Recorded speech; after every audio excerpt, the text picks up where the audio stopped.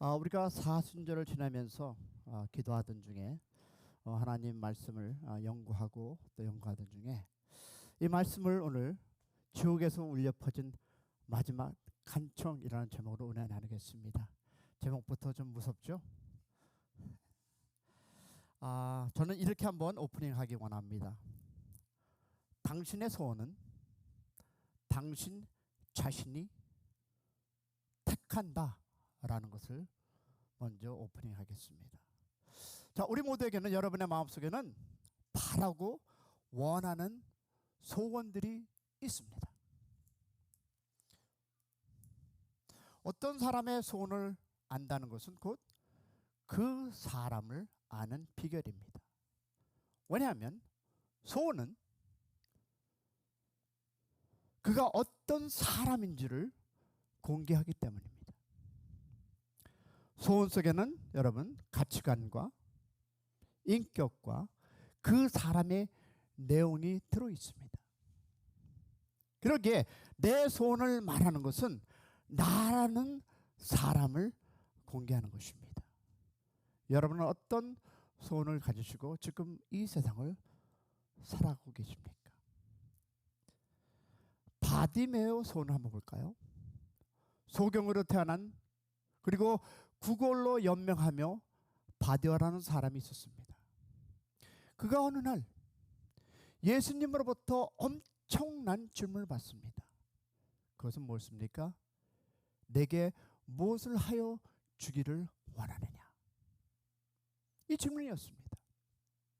그때 바디메오는 주저없이 이야기합니다. 예, 보기를 원합니다. 나는 다른 것 필요 없고 보기를 원합니다. 그리고 바디오에게 있어서 가장 중요한 문제였고 소원이었습니다. 예수님은 이 바디메오의 소원과 고백을 믿음으로 인정합니다. 가라, 내 믿음이 구원하였느니라. 할렐루야. 만일 오늘 하나님으로부터 내가 무엇을 해줄까라는 질문을 받는다면 우리는 어떤 대답을 하시겠습니까? 여러분은 무엇을 구하시렵니까? 지금 저는 여러분에게 소원을 묻고 있습니다. 그 소원을 여러분 갖고 있습니다. 그러나 나의 대답이 하나님을 감동시킬 수 있어야 합니다. 할렐루야. 그러면 본문은 무엇입니까? 우리 모두에게, 그리스도인들에게 잘 알려진 내용입니다. 한 부자가 있었습니다. 살아생전에 날마다 잔치하고 호화롭게 살다가 죽게 되자 음부에서 고통을 받습니다. 반면에 생전에 거지였던 나사로는 죽어 아브라함 품에서 위로를 받는다는 이야기가 오늘 본문과 그 내용입니다. 그러면 우리가, 즉 여러분과 내가 신경 써야 할 그 부분은, 여러분, 예수님께서 본문의 말씀 그 하게 된 배경입니다. 만약 어떤 사람의 말을 이해하려면, 여러분의 갖고 있는 그 말을 이해하려면, 그리고 전하는 사람의 말을 이해하려면 그 사람이 왜 그 말을 하게 되었는지 그 배경을 알아야 합니다. 자, 그럼 오늘 본문의 내용, 그 배경을 알려면 이런 질문을 던져봐야 합니다. 예수님은 누구에게, 그리고 왜 이 말씀을 하게 되었는가? 그리고 누구에게 하신 말씀인가? 본문 말씀이 우리에게 주고 있는 풍성한 음성을 들으시기를 축복합니다. 첫 번째, 여러분, 다 같이 시작. 죽음은 누구에게나 동일하게 찾아온다. 믿으십니까? 누구에게나, means no exception.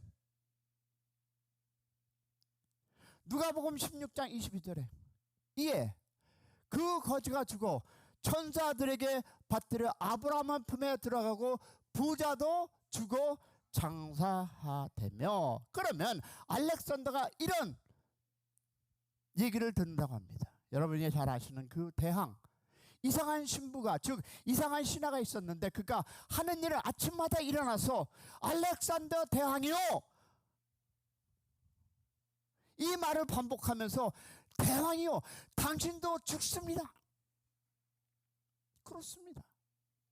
우리는 죽습니다. 본문을 보면 거지도 죽고 부자도 죽습니다.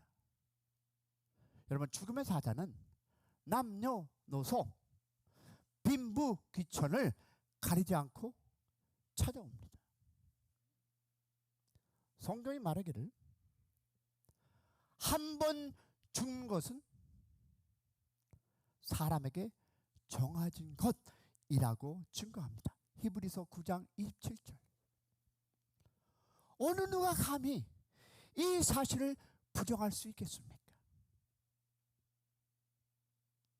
아무도 부정할 수 없습니다. 죽음의 사자가 찾아오면 아무리 권력이 있고 돈이 있고 어리고 해결할 수가 없습니다. 그 어떤 것도 나에게 찾아오는 죽음의 사자를 이길 수가 없습니다. 여러분, 사순절을 지나면서 우리가 기억할 것 중에 하나가 예수님의 십자가의 죽음이 아니라 우리도 죽는다라는 것입니다. 아멘 한 분은 미리 예비된 대답입니다. 여러분, 죽음은요, 모든 것을 삼킵니다. 죽음은 여러분이 자랑하는 미모, 건강, 젊음, 물질, 명예도 모든 것을 삼키는 불가사리입니다. 그렇다면 여러분, 여기가 우리가 짚고 넘어갈 것이 있습니다. 무엇일까요? 모든 인간은 사형수입니다. 모든 인간은 사형수입니다. 우리는 사형수로 가면 어떤 선입견이 들을 수 있습니다. 먼저 무서운 사람이라고 생각, 그리고 나와는 다른 사람들이라는 생각, 또한 아주 측은하고 불쌍하다는 생각, 교도소에서 일어나는 그런 일이다, 기록된 것이다 라고 하지만 여러분, 교도소에서 일어나는 기록된 책들을 보면 사형수는 곧 죽을 사람이라고 많은 배려를 해줍니다. 그러나 다시 한번 깊이 생각해 보면 모든 인간은 사형수입니다. 동의하십니까? 인간은 법정에서 사형을 언도받고 집행을 기다리는 사형수나 감옥 밖에 있는 우리, 너와 나, 여러분과 나, 하나님 앞에서는 모두 사형수입니다. 왜냐하면 무엇으로 인해? 죄로 인해 하나님으로부터 사형 언도를 땡땡땡 너는 사형수라고 받았습니다. 어느 누가 이 엄연한 사실과 현실을 부정할 수 있겠습니까? 결코 죽지 아니리라. 여러분, 최초의 인간인 아담과 하와는 결코 죽지 아니하리라는 사탄의 말에 속았습니다. 사탄의 이 작전이 대성공했고 지금도 오늘도 내일도 여러분에게 똑같은 얘기를 할 것입니다. 성공을 거둔 것을 우리는 봅니다. 이상하리 만큼 사람들은 이 부분에 속고 있습니다. 여러분, 결혼은 준비를 합니다. 집을 장만하기 위해서 계획을 세웁니다. 그러면서 반드시 찾아오는 죽음에 대해서는 준비를 하지 않는다는 것입니다. 그러나 준비하지 않은 사람에게 있어서 죽음은 언제나 갑자기 방문하는 불청객입니다. 여러분 생각해 보세요. 죽음은 공개된 비밀. Nothing is a secret. 여러분, 부모가 죽을 줄 알았습니까? 여러분의 자녀가 다치고 죽음을 옳지 않았습니까? 모든 사람은 반드시 죽습니다. 누가 감히 이 말을 반박할 수 있습니까? 이것은 진리입니다. 그리고 공개된 일입니다. 할렐루야. 그럼에도 불구하고 너무나 많은 사람들이 이 사실을 망각하고 산다는 것입니다. 나는 forever life. 여러분, 사탄에 속고 있습니다. 그런 사람들이 있어서 죽음은 여러분 비밀입니다. 그래서 죽음은 공개된 비밀이라고 합니다. 우리의 의식 속에 나는 죽을 수 있다는 생각이 있다면 우리의 삶은 지금보다 훨씬 더 진실되게 살 것입니다. 할렐루야. 더 경건해질 수 있습니다. 아멘. 남을 헌담하는 시간에 자신을 돌아보며 진실된 삶을 사는 여러분이 되시기를 축복합니다. 여러분, 누가 보면 보니까 12장 16절에 이하에 등장하는 부자를 보게 됩니다. 부족할 것이 없고 부자였던 이 몇 시간 후에 자신에게 찾아올 죽음에 대해서는 전혀 준비가 안 되었습니다. 여러분, 추수할 곡식을 위해서는 무엇을 창고를 지고 준비를 합니다. 더 중요한 것은 영혼에 대해서는 nothing, 준비가 없었습니다. 여러분, 성경은 그러한 사람을 어리석은 사람이라고 말합니다. 여러분, 죽음의 준비를 하셨습니까? 죽음이 있다고 믿으십니까? 그럼 아멘 안 하잖아요. 그러나 죽음은 옵니다. 찾아옵니다.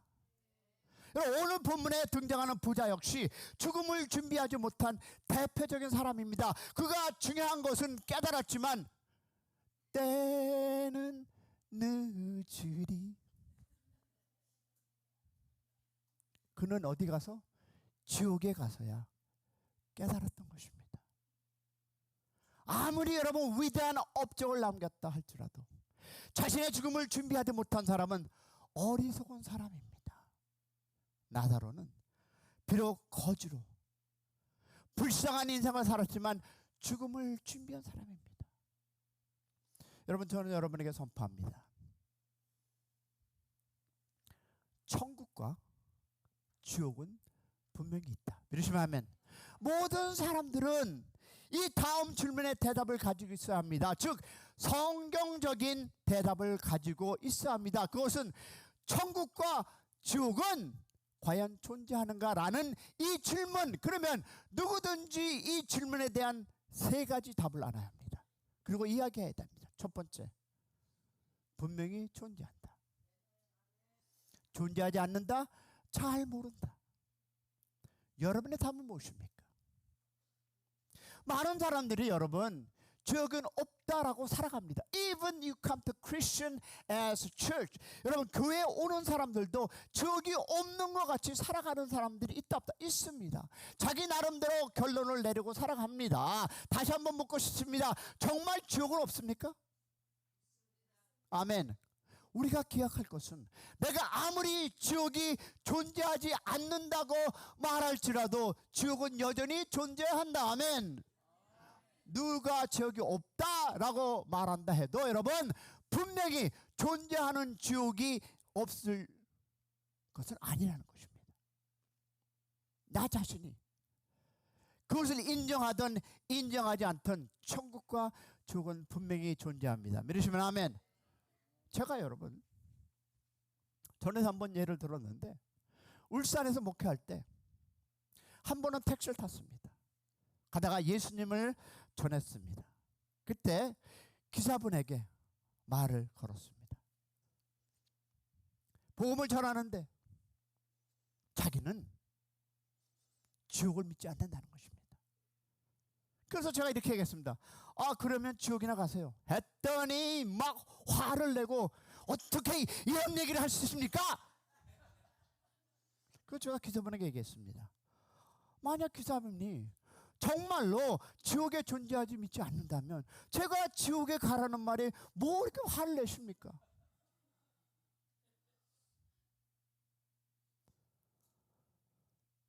부자는 살았을 때 날마다 호화스러운 연락하던 자였습니다. 물 한 방울 가지고 잔치할 사람이 어디 있습니까? 물 한 방울 가지고 그냥. 그러나 상황이 바뀌었습니다.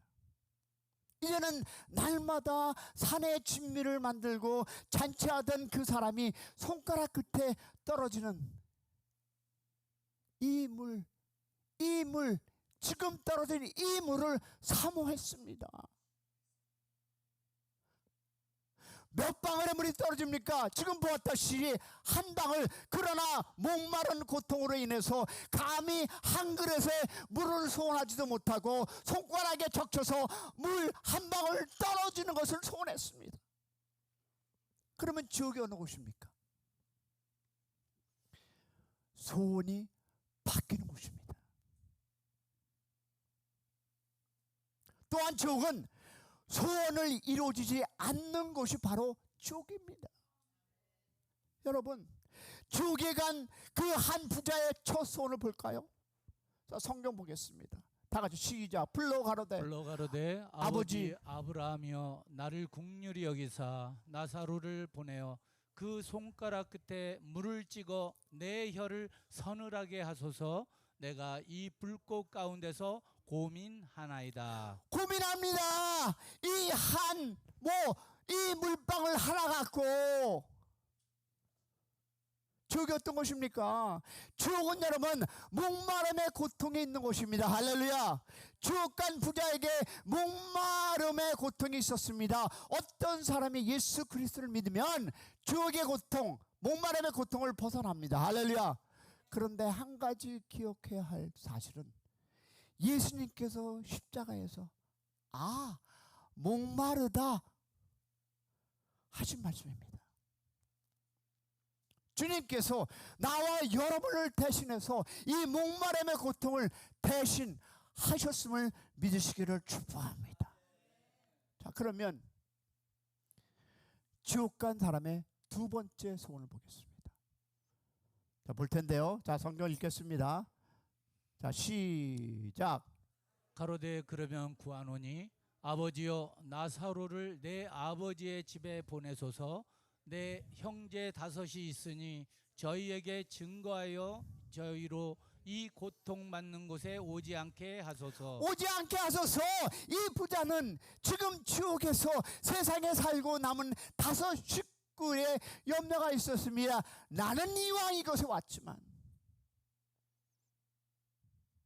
이렇게 되었지만 잊을만은 이곳에 제발 오지 않았으면 하고 간절히 바라는 장소가 바로 어디다? 지옥입니다. 내가 사랑하는 사람은 제발 오지 말았으면 하는 장소가 바로 지옥입니다. 그러면 지옥은 어떤 곳입니까? 후회함이 있는 곳입니다. 지옥에 간 사람치고 예수 그리스도를 믿지 않는 사실을 후회하지 않을 사람이 어디 있겠습니까? 왜 내가 그때 예수님을 믿지 않았을까 하며 모두들을 후회할 것입니다. 그러기에 우리는 사망의 길로 가는 이웃에게 복음을 전하시기를 축복합니다. 내가 조금 잘났다고, 내 키가 조금 크다고, 여러분 제발 기재기하는 경쟁 그만하시고 전도하며 하나님 나라에 상급을 쌓으시는 여러분 되시기를 축원합니다. 오늘 본문에 나타난 부자 역시 후회하는 모습을 볼 수 있습니다. 그래서 자신은 늦었지만, 나는 늦었지만 내 식구만은 이곳에 오지 않게 하여 주시옵소서 하라는 마음, 후회했지만 그때는 다시 한번 때는 늦으리. 그 다음은 내가 노래를 몰라서 못합니다. 그럼 세 번째 보겠습니다. 천국과 지옥의 차이는 무엇입니까? 흔히들 가장 큰 차이를 말하자면 천국과 지옥의 차이라고 합니다. 그 정말 천국과 지옥의 결정적인 차이는 무엇입니까? 이 본문 질문에 대한 답을 우리에게 말씀에 제공하고 있습니다. 우리는 본문에서 천국과 지옥의 차이에 대한 놀라운 힌트를 발견하는데 그것은 바로 무엇일까요? 자, 본문 24절과 25절 그리고 28절을 보니까 천국과 지옥의 차이는 무엇이나 천국과 지옥을 결정하는 두 단어 벌써 보여줬습니다. 무엇이었습니까? 위로와 고민입니다. 천국은 위로가 있고 어디에? 지옥은 고민이 있다는 것입니다. 여러분이 살아가면서 지금 이 시간 속에서 내가 갖고 있는 문제와 어려움과 이 고민과 위로 이것을 지금 여러분이 연습하고 있는데 여러분은 어느 길을 가고 있습니까? 분명히 두 단어 위로와 고민이라는 단어입니다. 자, 우리 볼 텐데요. 성경 보겠습니다. 시작. 불러 가로되 아버지 아브라함이여 나를 긍휼히 여기사 나사로를 보내어 그 손가락 끝에 물을 찍어 내 혀를 서늘하게 하소서. 내가 이 불꽃 가운데서 고민하나이다. 계속합니다. 시작. 아브라함이 가로되 예 너는 살았을 때 내 좋은 것을 받았고 나사로는 고난을 받았으니 이것을 기억하라. 이제 저는 여기서 위로를 받고 너는 고민을 받느니라. 자, 계속합니다. 시작. 가로되 그러면 구하노니 아버지여 나사로를 내 아버지의 집에 보내소서. 내 형제 다섯이 있으니 저희에게 증거하게 하여 저희로 이 고통받는 곳에 오지 않게 하소서. 아멘. 아멘. 여러분, 천국은 여러분 위로가 있는 것입니다. 이것이 이 교회에서 위로가 있어야 합니다. 그 연습을 하고 우리가 천당에 가야 되는데 왜 교회에 위로가 없습니까?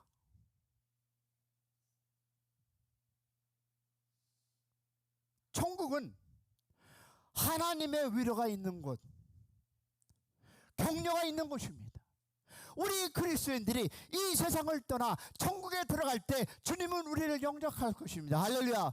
그리고 우리의 눈물을 닦아주실 것이고 그동안 그리스도인의 삶을 사느라고 제자익을 건너라고 얼마나 수고했느냐 이제는 하늘의 안식에서 동참하라고 우리를 위로할 것입니다. 이것이 교회가 연습이 돼야 하는데 우리는 세상에서 지불한 모든 고난과 환난과 눈물과 슬픔 등에 대해서 충분히 보상을 받으며 위로를 받을 것입니다. 할렐루야. 그것을 연습하는 우리 모두가 되기를 축복합니다. 위로하는 여러분이 되시기를 소망합니다. 그러게 그리스도인들이 가는 곳에는 하나님의 나라와 역사가 일어나야 합니다. 아멘이십니까?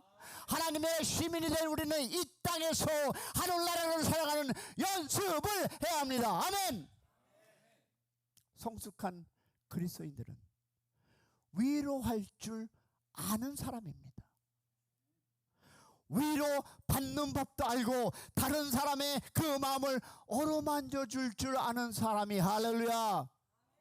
그러나 우리의 공동체 안에 시기와 비난이 사로잡혔다면 하늘나라의 은혜는 멀어지고 서로의 마음에 상처만 남게 됩니다. 교회는 하늘나라를 미리 살아보는 것. 할렐루야. 우리 안에 계신 주님의 사랑으로 서로를 격려하고 위로하고 함께하는 우리 공동체가 되기를 소망합니다. 그러면 지옥은 어떤 것입니까? 지옥은 위로가 없는 곳입니다. 고통과 후회만 있을 뿐입니다. 한번 상상해 보십시오. 위로가 없는 가정을 한번 생각해 보십시오. 남편이 아내를 위로하지 않고 아내 또한 남편을 위로하지 받지 못한다면 그 관계는 얼마나 외롭고 메마르겠습니까?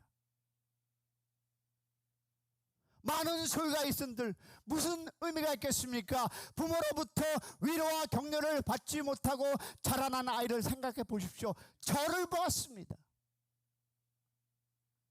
그의 아이의 마음은 얼마나 갈급하고 메말랐을까요? 가난해도 위로가 있다면 견딜만 합니다. 힘들어도 따뜻한 격려 한마디가 있다면 인내할 수 있습니다. 할렐루야. 우리는 알고 있습니다. 따뜻한 말 한마디가 마음을 시원하게 한다는 사실을. 아멘. 어느 누구든 위로를 싫어하는 사람은 없습니다. 어느 누구도 위로가 필요 없는 사람은 없습니다. 위로는 부자나 가난한 사람이나 동일하게 필요한 은혜임을 믿으시기를 소망합니다. 그리고 가끔 이런 생각을 합니다. 만약 우리가 천국과 지옥을 단 한 번만 볼 수 있다면 어떨까? 정말로 많은 말이 필요 없을 것입니다. 지옥을 한 번만 보게 되면 우리의 삶은 반드시 달라질 것입니다. 반드시 달라질 것입니다. 그리고 천국을 한 번만이라도 구경할 수만 있다면 결코 우리 이전 같은 삶을 살지 않을 것입니다. 그런데 하나님께서는 왜 그런 방법을 사용하지 않을까요? 그것은 믿음의 법칙이 어긋나기 때문입니다. 믿음의 법칙이 아니기 때문입니다. 할렐루야. 여러분, 보고 믿는 것은 여러분 믿음이 아닙니다. 보지 않고 믿는 것, 그것이 참된 믿음입니다. 할렐루야. 어떤 사람이 이렇게 말합니다. 천국과 지옥을 보여주면 믿겠다. 하지만 그런 말을 하는 사람 중에 믿음이 깊은 사람은 본 적이 없습니다. 반대로 믿음은 충만한 사람에게는 천국이 보이고 지옥이 보입니다. 할렐루야. 그런 여러분이 되시기를 축복합니다. 왜냐하면 믿음은 다른 사람을 보지 못하는 것을 보게 하는 능력이 있기 때문입니다. 아멘이십니까? 그러면 부자는 왜 지옥에 갔습니까? 그 왜 나사로는 왜 천국에 갔습니까? 부자였기 때문에 지옥에 간 것입니까? 거지였기 때문에 천국에 간 것입니까? 아닙니다. 그것이 진정한 이유가 될 수 없습니다. 성경은 단순히 어떤 사람이 부자라는 사실만을 그 사람을 정죄하지 않습니다. 부를 사랑하고 부를 의지하고 부를 하나님처럼 섬길 때 성경 그 사람을 책망했습니다. 하지만 부 자체는 결코 죄가 아닙니다. 문제는 우리가 부를 어떻게 대하느냐는 것입니다. 그러면 부자가 지옥 간 이유는 무엇일까요? 우리는 부자가 왜 지옥에 갔는지를 그의 입을 통해서 확인할 수 있습니다. 지옥에 간 그는 이렇게 절규합니다. 누가복음 16장 30절 시작. 아버지 아브라함이여 만일 죽은 자에게서 저희에게 가는 자가 있으면 회개하리이다. 자, 이 구절에서 여러분 부자는 회개에 대해서 얘기하고 있습니다. 만일 선행으로 천국을 갈 수 있다면 그는 이렇게 얘기했을 거예요. 나는 착한 일을 하지 않아 지옥에 왔으니 너희는 선행을 많이 하여 이곳에 오지 마라 라고 했을 것입니다. 그러나 그는 그렇게 말하지 않았습니다. 그는 회개의 중요성을 외쳤습니다. 부자는 지옥에서 자신이 왜 이곳에 왔는지를 알게 됐습니다. 그러나 다시 한번 때는 늦으리. 이 땅에서 알았어야 했는데 지옥에 가서야 비로소 깨달았습니다. 그래서 그는 지옥에서 설교를 합니다. 그의 설교의 제목은 회개의 중요성입니다. 청중은 누구입니까? 오늘 본문 말씀 보니까 우리예요. 여러분과 나에게 얘기하고 있습니다. 말들 루터는 이렇게 얘기합니다. 내가 천국에 도달하는 그날 천국문에 하나의 현판을 보게 될 것이다. 그 현판에는 오직 회개한 자라고 쓰일 것이다. 아멘. 여러분, 이름과 명예보다 중요한 것, 오늘날 많은 사람들이 이름 한 번 날리기 위해서 얼마나 애쓰고 있습니까? 회장 자리에 가는 것도 이름 한 번 올리려고, 그 많은 물질을 섬기는 것도 이름 하나 내려고. 교계에 지금 정신없습니다. 여러분, 유명해지기 위해서, 인정받기 위해서 목숨을 걸고 달려듭니다. 하지만 하나님의 그 하늘나라의 그 생명책에는 이름이 없다면 그는 진정한 문명자입니다. 죽은 후에는 영원히 문명자로 남게 될 것입니다. 성도 여러분, 우리는 세상에서 무명자 같으나 하나님 앞에서 유명한 자임을 믿으시기를 축복합니다. 여러분, 우리 예수님의 청마 한번 들어볼까요? 예수님께서는 70명의 제자들을 전도하러 보내셨습니다. 그들은 귀신을 제하고 기적을 행하여 기뻐했습니다. 그러나 예수님은 그들을 이렇게 얘기합니다. 누가복음 10장 20절을 보니까 그러나 귀신들이 항복하는 것으로 기뻐하지 말고 너희 이름이 하늘에 기록된 것으로 기뻐하라 하시니라. 네가 한 그 모든 것들을 가지고 기뻐하지 말고 네 이름이 하늘나라에 기록된 것을 기뻐하라. 할렐루야. 사랑하는 여러분, 여러분이 무슨 행각을 했다 할지라도 우리 이름이 기록된 것을 기뻐하시기를 소망합니다. 여러분, 신비주의 허상에서 떠나시기 바랍니다. 지옥간 부자는 복음 전도의 중요한 원리를 우리에게 알려줍니다. 그리고 이렇게 얘기합니다. 만일 죽은 자가 돌아가 지옥에 이해를 한다면 모든 것을 믿게 될 것이다. 그래서 아브라함은 부탁합니다. 뭐라고 합니까?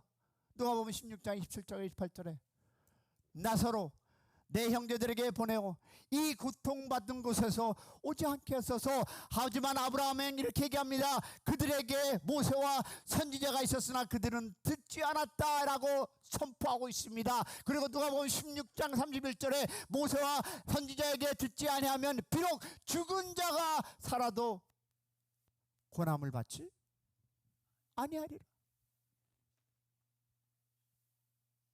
여러분, 이 말씀이 주는 교훈은 무엇입니까? 분명합니다. 하나님의 말씀을 통해서만 사람은 변화되고 회개할 수 있습니다. 아멘이십니까? 이것이 신비주의자의 허상입니다. 성경은 이렇게 말합니다. 베드로전서 1장 3절에 이렇게 합니다.